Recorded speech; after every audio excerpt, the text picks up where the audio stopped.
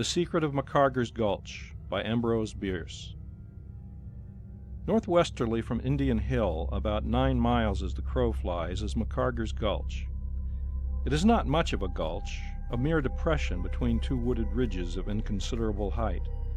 From its mouth up to its head, for gulches like rivers have an anatomy of their own, the distance does not exceed 2 miles, and the width at bottom is only one place more than a dozen yards. For most of the distance on either side of the little brook which drains it in winter and goes dry in the early spring, there is no level ground at all. The steep slopes of the hills, covered with an almost impenetrable growth of manzanita and chemisal, are parted by nothing but the width of the watercourse. No one but an occasional enterprising hunter of the vicinity ever goes into MACARGER'S Gulch, and 5 miles away it is unknown even by name. Within that distance, in any direction, are far more conspicuous topographical features without names, and one might try in vain to ascertain by local inquiry the origin of the name of this one. About midway between the head and the mouth of MACARGER'S Gulch, the hill on the right as you ascend is cloven by another gulch, a short, dry one, and at the junction of the two is a level space of 2 or 3 acres, and there a few years ago stood an old board house containing one small room.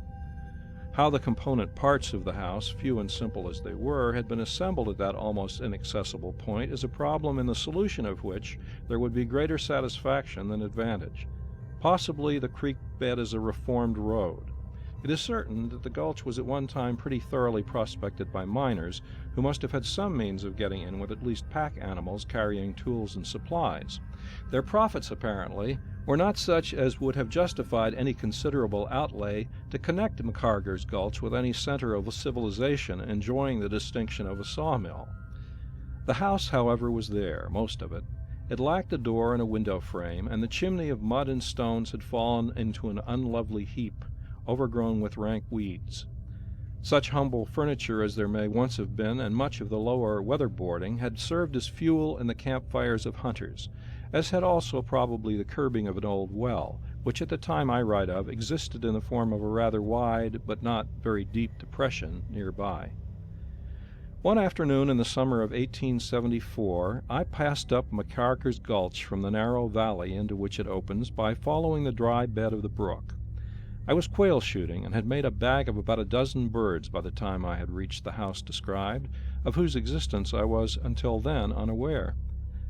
After rather carelessly inspecting the ruin, I resumed my sport, and having fairly good success, prolonged it until near sunset, when it occurred to me that I was a long way from any human habitation, too far to reach one by nightfall. But in my game bag was food, and the old house would afford shelter, if shelter were needed on a warm and dewless night in the foothills of the Sierra Nevada, where one may sleep in comfort on the pine needles without covering. I am fond of solitude and love the night, so my resolution to camp out was soon taken, and by the time it was dark, I had made my bed of boughs and grasses in a corner of the room and was roasting a quail at a fire that I had kindled on the hearth.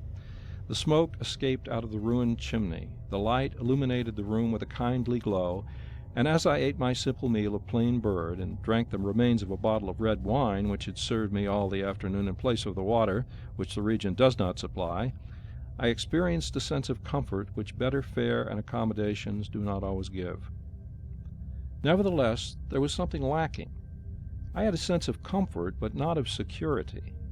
I detected myself staring more frequently at the open doorway and blank window than I could find warrant for doing. Outside these apertures all was black, and I was unable to repress a certain feeling of apprehension as my fancy pictured the outer world and filled it with unfriendly entities, natural and supernatural, chief among which, in their respective classes, were the grizzly bear, which I knew was occasionally still seen in that region, and the ghost, which I had reason to think was not. Unfortunately, our feelings do not always respect the law of probabilities, and to me that evening the possible and the impossible were equally disquieting. Everyone who has had experience in the matter must have observed that one confronts the actual and imaginary perils of the night with far less apprehension in the open air than in a house with an open doorway. I felt this now as I lay on my leafy couch in the corner of the room next to the chimney and permitted my fire to die out. So strong became my sense of the presence of something malign and menacing in the place that I found myself almost unable to withdraw my eyes from the opening, as in the deepening darkness it became more and more indistinct.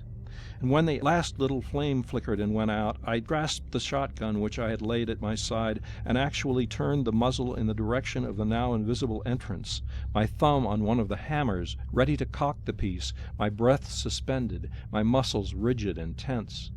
But later I laid down the weapon with a sense of shame and mortification. What did I fear, and why? I, to whom the night had been a more familiar face than that of man.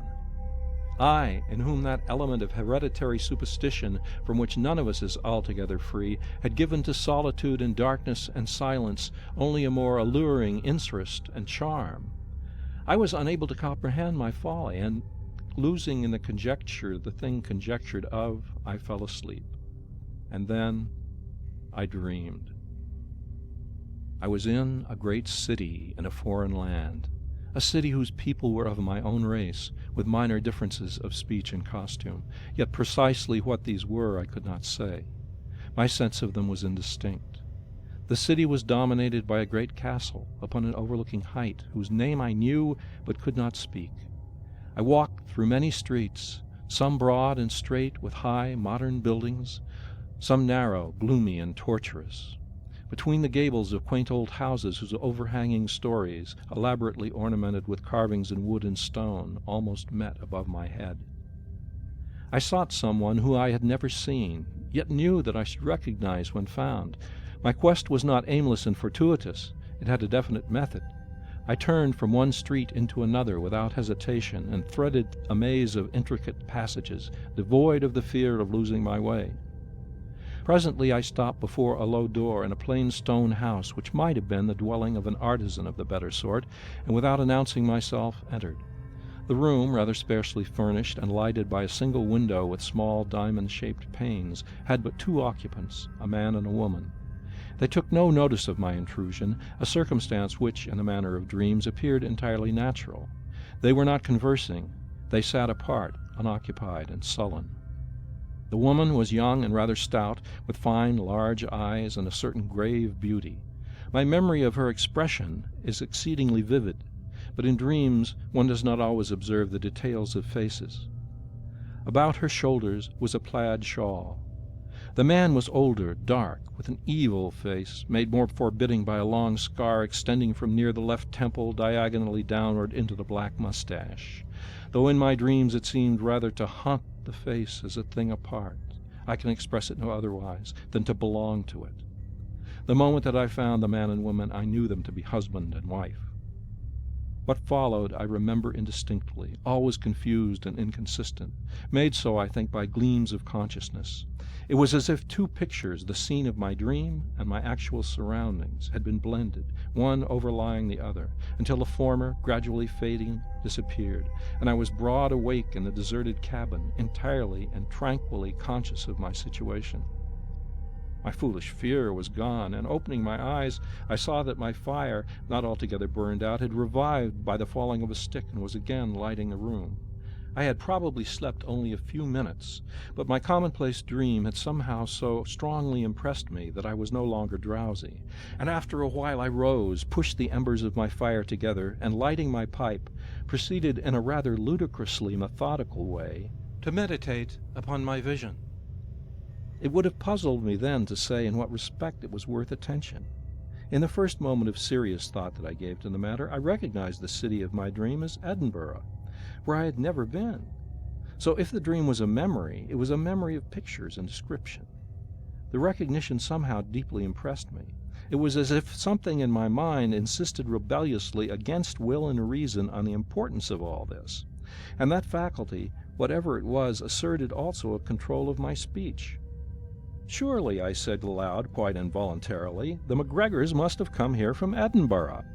At the moment, neither the substance of this remark nor the fact of my making it surprised me in the least. It seemed entirely natural that I should know the name of my dream folk and something of their history. But the absurdity of it all soon dawned upon me. I laughed aloud, knocked the ashes from my pipe, and again stretched myself upon my bed of boughs and grass, where I lay, staring absently into my failing fire, with no further thought of either my dream or my surroundings.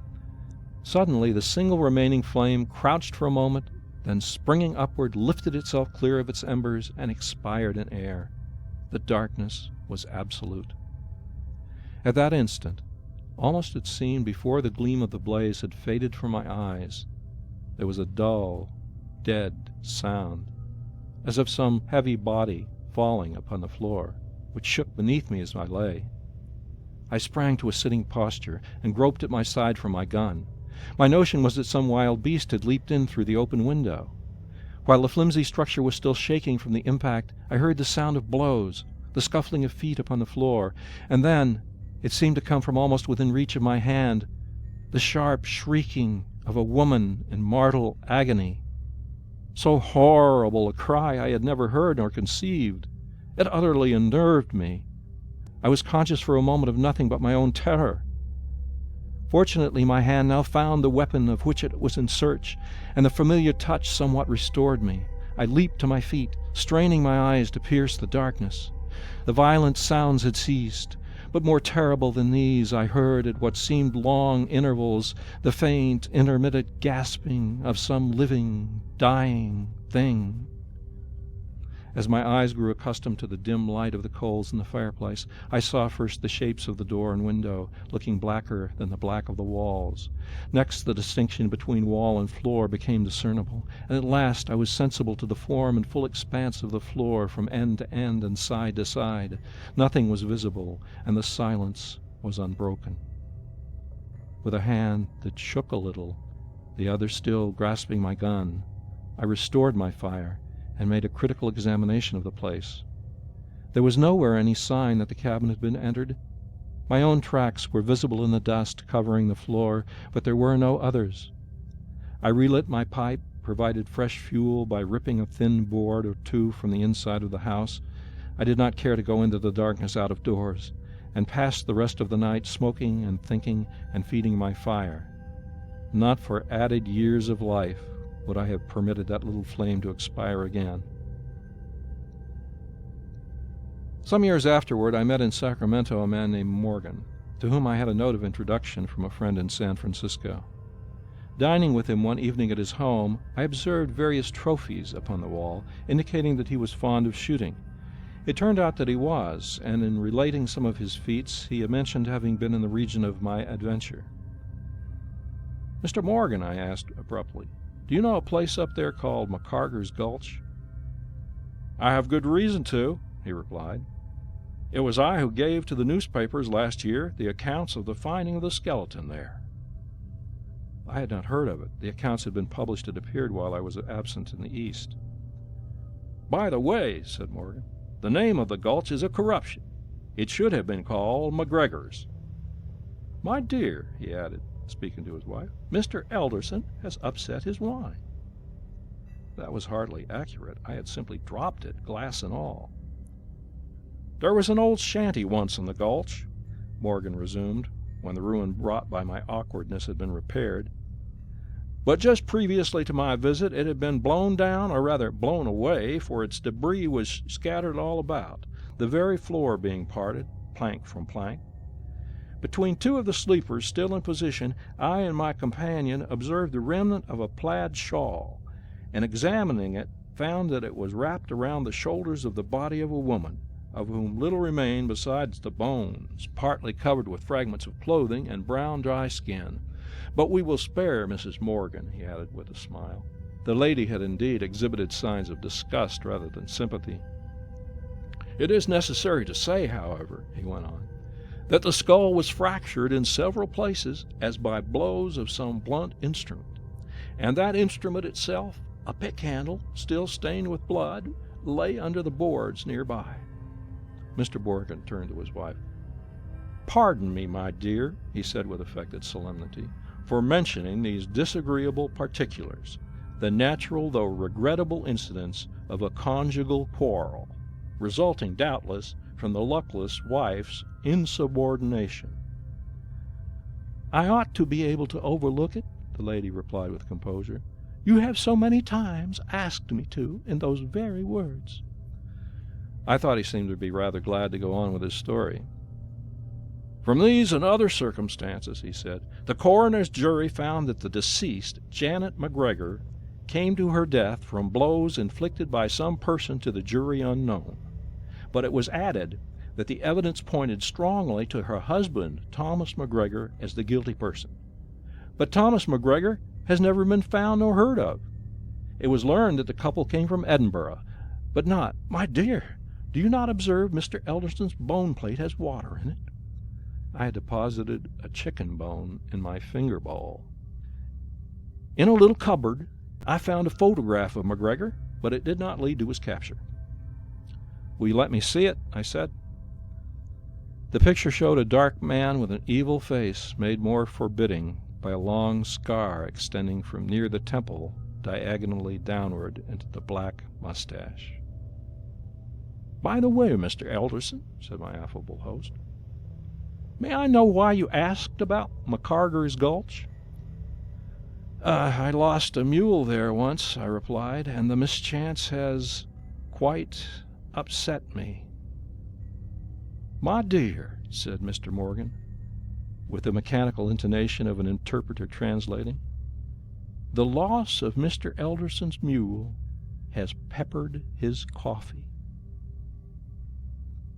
End of The Secret of MACARGER'S Gulch.